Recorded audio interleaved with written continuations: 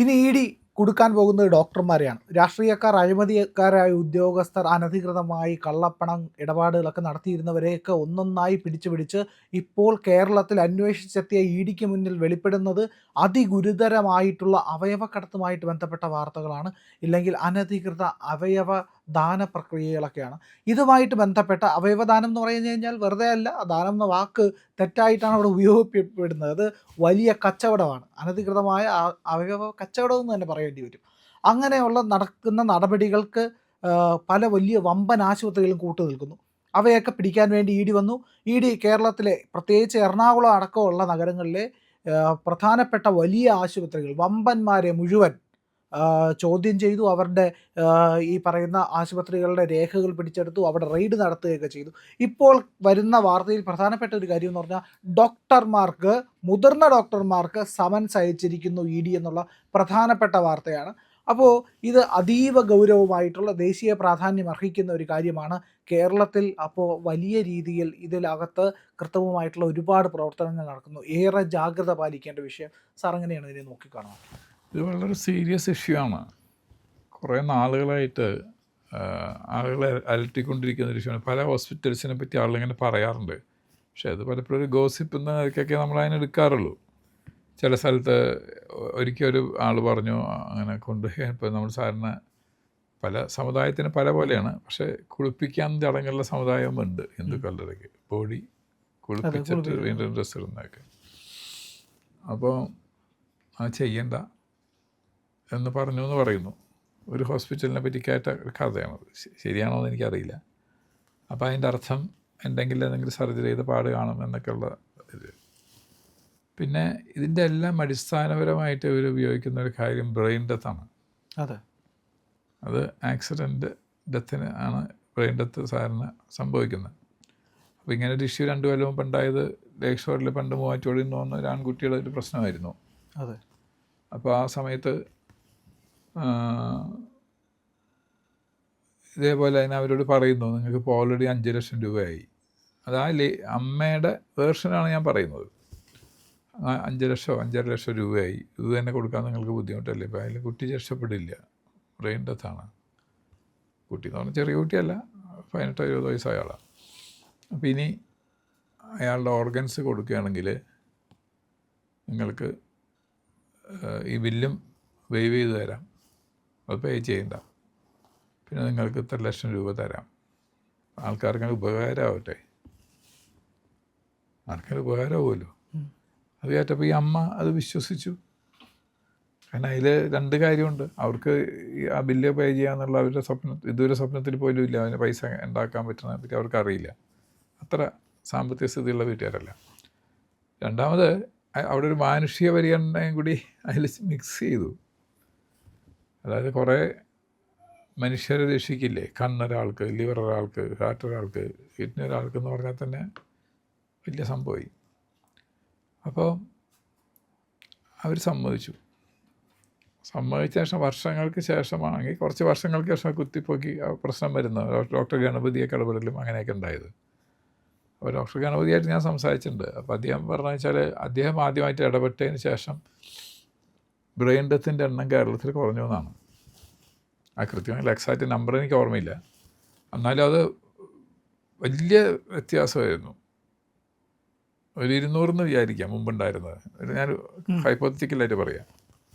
അവിടുന്ന് നേരെ 12 ആവുന്നു. ഈ തരത്തിലുള്ള എന്തോ ഒരു കണക്കാണ് അദ്ദേഹം പറഞ്ഞത്. എക്സാക്റ്റ് ഈ കണക്കല്ല. കേട്ടാൽ അത്ഭുതം തോന്നുന്ന വ്യത്യാസം.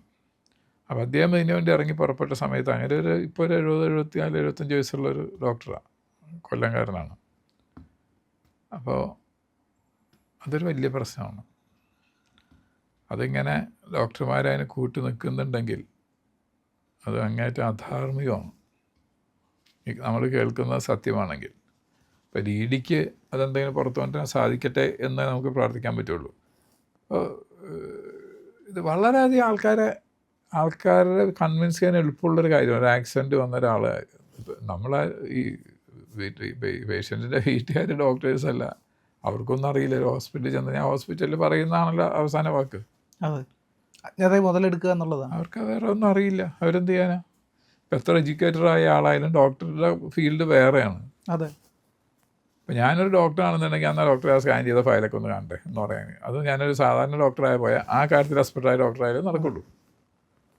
പിന്നെ നമ്മൾ വേറൊരു ഫ്രണ്ടായുള്ള ഡോക്ടറെ കൊണ്ടുപോയി കഴിഞ്ഞാൽ അത് നടക്കില്ല.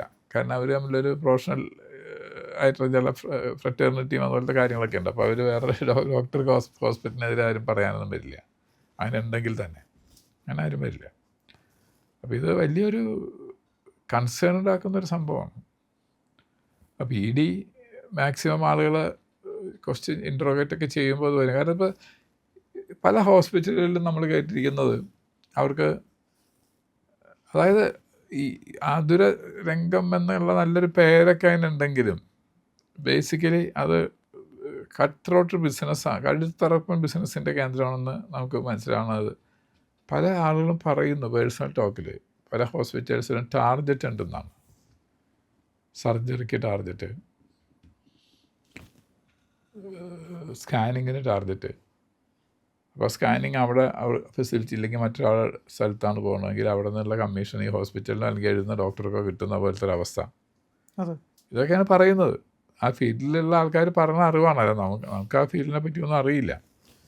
അപ്പോൾ അത്ര അധാർമികമാണ് രംഗം എന്ന് പറയുകയാണ്. അതിനെപ്പറ്റിയൊരു മലയാളം ഫിലിം വരെ വന്നിട്ടുണ്ട്, സുരേഷ് ഗോപിയും ജയസൂര്യയൊക്കെ ഉള്ളത്. ആസിഫ് അലിയൊക്കെ കൂടിയുള്ള ഫിലിം പോലും വന്നിട്ടുണ്ട്, അപ്പോത്തിക്കിരി എന്ന് പറഞ്ഞു. ജോസഫ് എന്ന് പറയുന്ന സിനിമ ഇതിനെ പറ്റിയിട്ട് തന്നെ പറഞ്ഞതാണ്. ആണോ? ഈ അവയവക്കടത്തിനെ പറ്റിയിട്ട്, അവയവ മാഫിയയെ പറ്റിയിട്ട്. അല്ല, ഇത് ഏറ്റവും ധാർമ്മിക വേണ്ടതും എന്നാൽ ഒട്ടും ധാർമ്മികത ഇല്ലാത്തതും.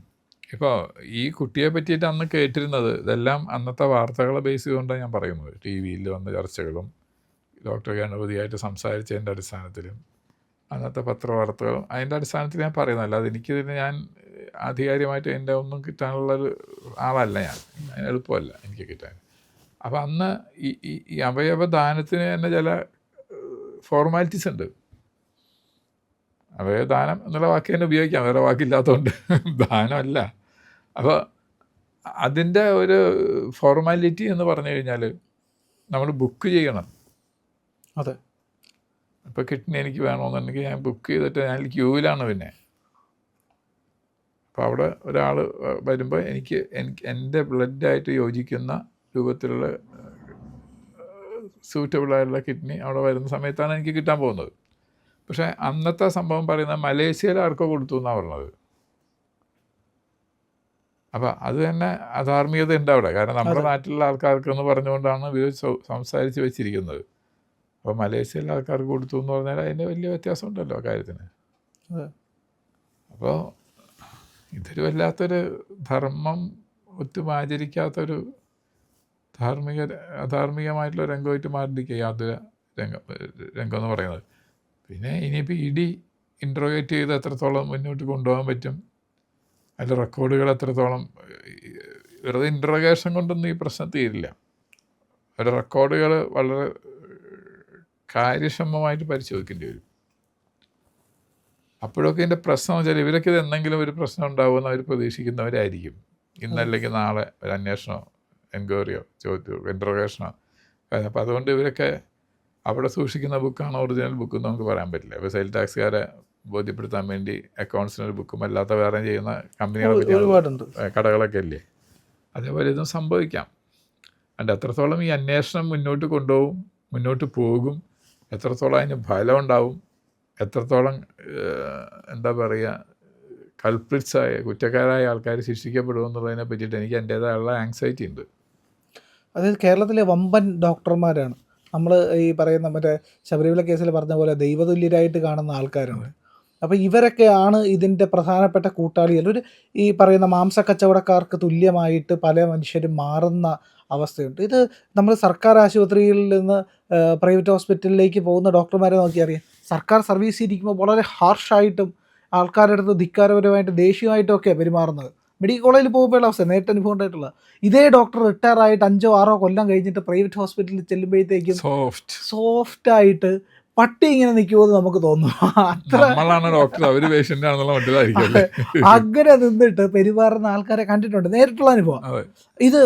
അങ്ങനെ അപ്പോൾ അവർക്ക് അറിയാം എങ്ങനെ പെരുമാറണം, പണം എവിടെയാണ്. അപ്പോൾ ആത്യന്തികമായിട്ട് ഈ ഡോക്ടർമാരെന്ന് പറയുന്ന ആൾക്കാരുടെ ഒരു ലക്ഷ്യം പണമാണെന്നുള്ള രീതിയിൽ മാറുകയാണ്. അവിടെയാണ് നമുക്ക് വലിയ ഭയം വരുന്നത്. കാരണം സാറേ നമ്മളൊരു ഓപ്പറേഷൻ തിയേറ്ററിൽ കയറുമ്പോൾ ഇല്ലെങ്കിൽ ഒരു മരുന്ന് വിശ്വസിച്ച് കഴിക്കുമ്പോൾ ഇതെല്ലാം ചെയ്യുമ്പോൾ നമ്മൾക്ക് വേറൊരു അത്താണിയില്ല. നമ്മൾ പൂർണ്ണമായും വിശ്വസിക്കുകയാണ്. ഡോക്ടറെ അല്ലാതെ മറ്റാരെ നമ്മൾ വിശ്വസിക്കുക എന്നൊരു ചോദ്യമുണ്ട് അവിടെ. നമ്മുടെ ജീവൻ്റെ കാര്യമോ നമ്മൾ അവർ 100% വിശ്വസിക്കുക. കാരണം അവരുടെ കൂടെ ചേർത്തിരിക്കുന്ന ഒരു ഡിഗ്രി, ആ ഡിഗ്രിയുടെ അടിസ്ഥാനത്തിൽ നമ്മൾ അവരെ വിശ്വസിച്ചിട്ടാണ് ഇതെല്ലാം ചെയ്യുന്നത്. അവിടെ ഇങ്ങനെ ഒരു ചതി ഉണ്ടാകും. അമ്മ കുഞ്ഞിന് മുലപ്പാൽ നൽകുമ്പോൾ വിഷം കലർത്തിയിരിക്കുമോ എന്ന് ആരും ചിന്തിക്കില്ല. പക്ഷെ അതുപോലെ അതിന് സമാനമായിട്ട് ഇവിടെ നമുക്ക് സംശയം തോന്നുകയാണെന്നുള്ളത്, ഭയപ്പെടുകയാണ്. അതാണ് ഇതിലിപ്പോൾ ചെറിയ ഡോക്ടർമാർക്കൊന്നും ഇതിൽ ഇൻവോൾവ് ആവാൻ പറ്റില്ല. ഇല്ല, വലിയവർക്ക് തന്നെ പറ്റുള്ളൂ. പിന്നെ ഡോക്ടർമാരെന്ന് പറഞ്ഞാൽ ശരിയാണ്, അവർക്ക് രണ്ട് മുഖമുണ്ട്. ഇപ്പോൾ ഗവൺമെൻറ് ഹോസ്പിറ്റലാകുമ്പോൾ എന്തൊക്കെ കാണിച്ചാലും നമ്മുടെ അവിടെ തന്നെ ചെല്ലുമെന്ന് പറയാം. പാവങ്ങൾക്ക് അവിടെ വന്നേ ഒക്കൂ. അതെ. ഇനി ഞാൻ ഡോക്ടറാണ്, ഞാൻ എന്താ എനിക്ക് അവിടെ പണിയില്ലേ, എനിക്ക് എന്താ അസുഖം മാറാത്ത എന്ന് ചോദിച്ചാൽ പോലും അയാൾ പേടിച്ചിട്ട് അവിടെ തന്നെ ഒന്ന് നിൽക്കും, തൊഴുതുകൊണ്ട് നിൽക്കും. പ്രൈവറ്റ് ഹോസ്പിറ്റൽ എന്ന് പറഞ്ഞാൽ നമുക്ക് പ്രൈവറ്റ് ഹോസ്പിറ്റലിൽ വരുന്ന ആൾ ഫൈനാൻഷ്യലി സൗണ്ടാണ്, അല്ലെങ്കിൽ സൗണ്ട് ആക്കും കടം മേടിച്ചെങ്കിലും. അതിലാണല്ലോ പ്രൈവറ്റിൽ പോകുന്നതിൻ്റെ ഉദ്ദേശം. അപ്പോൾ അവിടെ പോകുന്ന സമയത്ത് അയാൾ നല്ലൊരു ട്രീറ്റ്മെൻറ്റ് ചികിത്സയല്ല, അയാളുള്ള പെരുമാറ്റത്തിൽ ആ ട്രീറ്റ്മെൻറ്റാണ് ഉദ്ദേശിച്ചത്. അത് കിട്ടുന്നില്ല എന്നുണ്ടെങ്കിൽ ഇയാൾ അടുത്ത ഹോസ്പിറ്റലിൽ പോകും. അപ്പോൾ ഓരോ ഡോക്ടർമാരും ഓരോ PROമാരാണ്. ഹോസ്പിറ്റലിൽ PROമാർ വേറെ ഉണ്ടെങ്കിലും ഡോക്ടർമാർ PROമാർ തന്നെയാണ്, നന്നായിട്ട് പെരുമാറുന്നവരാണ്. മാർക്കറ്റിംഗ് അവർ തന്നെയാണ്. പല ഹോസ്പിറ്റലിലും ചില ജനറൽ ഫിസിഷ്യന്മാരുണ്ട്. ഇപ്പോൾ ഞാൻ ഹോസ്പിറ്റലിൻ്റെ പേരും ആളുടെ പേര് പറഞ്ഞ് ശരിയല്ലാത്തതുകൊണ്ട് ഞാൻ പറയുന്നില്ല. ഞാനും പോകുന്ന ഹോസ്പിറ്റലൊക്കെ ഉണ്ട്. അവിടുത്തെ ജനറൽ ഫിസിഷ്യനാണ് ആ ഹോസ്പിറ്റലിൻ്റെ നട്ടല്. അങ്ങനെയൊക്കെ എത്ര ആൾക്കാർ കാണുന്നത്. കാരണം നല്ല ആളാണ്, നല്ല പെരുമാറ്റമാണ്, നല്ല ഓർമ്മയാണ്. 6 മാസം കഴിഞ്ഞ് ചെന്നാലും പഴയ കാര്യം ഓർമ്മയുണ്ടാവും. അദ്ദേഹത്തിന് പ്രായം കൂടിക്കൊണ്ടിരിക്കുന്നു എന്നുള്ളതൊന്നും അദ്ദേഹത്തിനെ ബാധിക്കുന്നില്ല. രാവിലെ മുതൽ വൈകുന്നേരം വരെ കഠിനാധ്വാനി ആണ് അങ്ങനെ വർക്ക് ചെയ്യുന്നു. അപ്പോൾ അത് ആ ഹോസ്പിറ്റലിൻ്റെ ഏറ്റവും നല്ല വേറെ PR ഉണ്ടെങ്കിൽ അദ്ദേഹമാണ് PR എന്ന് ഞാൻ പറയുള്ളൂ. അപ്പോൾ പ്രൈവറ്റ് ഹോസ്പിറ്റലിൽ അങ്ങനെ ഒരു കാര്യമുണ്ട്. പക്ഷേ ആ രീതിയിൽ നമ്മൾ ആദരിക്കുന്ന ആളുകൾ ഇതുപോലെ അധാർമികമായ പ്രവൃത്തികൾ ചെയ്തു കഴിഞ്ഞാൽ നമ്മൾ എന്ത് ചെയ്യും? എന്ന് വെച്ചിട്ടൊരു ആക്സിഡൻറ്റ് വന്ന ഹോസ്പിറ്റലിൽ പോകാതിരിക്കാൻ പറ്റുമോ? അതെ അല്ലേ? ആക്സിഡൻറ്റ് വന്ന ഹോസ്പിറ്റലിൽ പോയല്ലേ നോക്കൂ, ആർക്കായാലും. അപ്പോൾ ഹോസ്പിറ്റലിൽ പോകുന്ന സമയത്ത് നമ്മൾ ഗുഡ് ഫെയ്ത്തിലാണ് അവിടെ പോകുന്നത്. നമുക്കൊരു ട്രീറ്റ്മെൻറ്റ് കിട്ടും, നമ്മളെല്ലാ കാര്യങ്ങൾക്കും വേണ്ടവരും നോക്കും എന്നുള്ളൊരു, ഞാൻ പോകുന്ന അല്ലെങ്കിൽ എന്നെ കൊണ്ടുപോകുന്ന ആൾക്കാർ, എനിക്ക് ഓർമ്മയില്ലാണ്ട് കിടക്കുകയാണെങ്കിൽ എന്നെ കൊണ്ടുപോകുന്ന ആൾക്കാർ എൻ്റെ വീട്ടുകാരോ ബന്ധുക്കളോ എനിക്ക് നാട്ടുകാരോ കൊണ്ടുപോകുന്ന ആ അടിസ്ഥാനത്തിലാണ്. അവിടെ ചെല്ലുമ്പോൾ മുന്നിൽ ചിരിച്ചുകൊണ്ട് കഴുത്തിറക്കുന്നവരാണെങ്കിൽ എന്ത് ചെയ്യാൻ നോക്കും? അതെ. ആ DDയുടെ അന്വേഷണം കാര്യക്ഷമമായിട്ട് മുന്നോട്ട് പോകണം. അവർക്കതിന് പരിമിതികളുണ്ടെന്ന് ഞാൻ വിശ്വസിക്കുന്നു. കാരണം അവർക്ക് യഥാർത്ഥ ബുക്കൊന്നും കാണാൻ പറ്റുമെന്ന് എനിക്ക് അറിഞ്ഞൂടാ, അങ്ങനെ സാധിക്കുമോ എന്നുള്ളത്. അപ്പോൾ ഇത് എവിടെയെങ്കിലും ചെന്ന് വഴിമുട്ടുമോ എന്നുള്ളതും എനിക്കറിയില്ല. പക്ഷേ ഇപ്പോൾ നമ്മൾ കേട്ടിടത്തോളം ചില പ്രൈവറ്റ് ഹോസ്പിറ്റലിൽ ആൾക്കാരൊക്കെ അവരുടെ വിഷമത്തിലാണ്. ഇൻ്ററോഗേഷൻ നീണ്ടു പോകുന്നു. ഈ ഇൻ്ററോഗേഷൻ നീണ്ടു പോകുന്നു കണ്ടാൽ തന്നെ ആ ഹോസ്പിറ്റലിൻ്റെ റെപ്യൂട്ടേഷൻ പോകുന്നുണ്ട്. ഇനിയിപ്പോൾ ഏറ്റവും അധികം ഇൻ്ററോഗേഷൻ നടന്ന ഡോക്ടർമാരുള്ള ഹോസ്പിറ്റലിൽ പോകാനായിട്ട് നമ്മളായാലും മടിക്കില്ലേ? ഉറപ്പായിട്ടും നമ്മളായാലും മടിക്കാം. ഈ റെയ്ഡ് നടന്ന ഹോസ്പിറ്റലുകളുടെ ലിസ്റ്റുകൾ ഇപ്പോൾ തന്നെ സോഷ്യൽ മീഡിയയിലെല്ലാം വന്നു കഴിഞ്ഞു. അവരടുത്ത് പോകാൻ തന്നെ ജനങ്ങൾ ഇപ്പോൾ പേടിക്കും. അതുകൊണ്ട് ഈ വെളുക്കുവോളം കക്കാൻ പാടില്ല എന്ന് പറയില്ലേ, അത് ഇവർ മനസ്സിലാക്കണം. കാരണം ഇതിനൊക്കെ എവിടെയെങ്കിലും ഒരു അവസാനമുണ്ട്. ഇനി അവരെ പോലീസ് പിടിച്ച് ശിക്ഷിച്ചില്ല, തൂക്കിക്കൊന്നില്ല എന്നുള്ളതൊക്കെ ശരിയായിരിക്കാം. പക്ഷേ അവരുടെ പ്രൊഫഷണലിസം ക്വസ്റ്റ്യൻ ചെയ്യപ്പെടുന്നു. അവർ വർക്ക് ചെയ്യുന്ന സ്ഥാപനത്തിൻ്റെ ക്രെഡിബിലിറ്റി, വിശ്വാസ്യത അത് നഷ്ടപ്പെട്ടു പോകുന്നു. അതിനെപ്പറ്റിയെങ്കിലും അവർ ബോധവാന്മാരാവേണ്ടതാണ്. ഇതിങ്ങനെ അനുസ്യൂതം ലോകാവസാനം പിന്നെ കൊണ്ടുപോകാൻ അവർ ധരിക്കരുത്. അത് നേരത്തെ പറഞ്ഞ വെളുക്കോളം കക്കാന്ന് വിചാരിക്കാൻ പാടില്ല എന്ന്. അപ്പോൾ അതവർ മനസ്സിലാക്കി. പാവപ്പെട്ട ജനങ്ങൾ അവർ നിസ്സഹായരാണ്.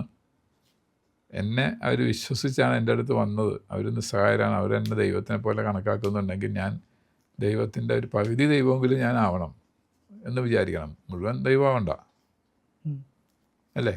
ഒരു പകുതി ദൈവത്തിൻ്റെ മര്യാദ കാണിക്കാമല്ലോ. പൂർണ്ണ ചെകുത്താന്മാരാണ്. അതെ, പൂർണ്ണ ചെകുത്താന്മാരാകുന്നു. അതൊരു വല്ലാത്തൊരവസ്ഥ തന്നെയാണത്. പ്രിയമുള്ളവരെ, നമ്മുടെ ചാനൽ ഒരുപാട് പേർ കാണുന്നുണ്ട്. കാണുന്നവരോടെല്ലാം നമുക്ക് വലിയ സ്നേഹവുമുണ്ട്. അവരൊക്കെ നമ്മുടെ ചാനലിനെ കുറിച്ച് ഒരുപാട് പേരോട് പറയുന്നുമുണ്ട്. പക്ഷേ ഒരു കാര്യം, നമ്മൾ കാണുന്നവരുടെ എണ്ണം അനുസരിച്ച് ചാനലിൻ്റെ സബ്സ്ക്രിപ്ഷൻ കൂടുന്നില്ല. എന്താ കാര്യം എന്നറിയാമോ? നമ്മൾ കണ്ടിട്ട് അങ്ങ് പെട്ടെന്ന് തിരിച്ചു പോവുക. പക്ഷേ കണ്ടതിന് ശേഷം ഒരു നിമിഷം നിൽക്കുക. നമ്മുടെ ചാനലിൻ്റെ IND എന്ന് പറയുന്ന ലോഗോ ഇല്ലേ, അവിടെ ഒന്ന് വിരലമർത്തിയാൽ ചാനലിൻ്റെ ഫീഡ് തുറന്നു വരും. അവിടെ സബ്സ്ക്രൈബ് എന്നൊരു നീല നിറത്തിലുള്ള ബാറുണ്ട്. അവിടെ ജസ്റ്റ് ഒന്ന് തൊടുക. തൊട്ടടുത്തൊരു മണിയുടെ ചിത്രമുണ്ട്, ബെല്ലൈക്കൺ. അവിടെയും ഒന്ന് തൊട്ടാൽ നിങ്ങൾക്ക് നമ്മുടെ എല്ലാ വീഡിയോകളും കാണാനുള്ള നോട്ടിഫിക്കേഷൻ കിട്ടും. മാത്രമല്ല ചാനലിൻ്റെ ഒരു സബ്സ്ക്രൈബറായി മാറുകയും ചെയ്യും. അത് ഞങ്ങൾക്ക് വലിയ സഹായമായിരിക്കും. ഉറപ്പായിട്ടും അത് ചെയ്തിട്ടില്ല എങ്കിൽ ഇപ്പോൾ തന്നെ ഒന്ന് ചെയ്യണേ.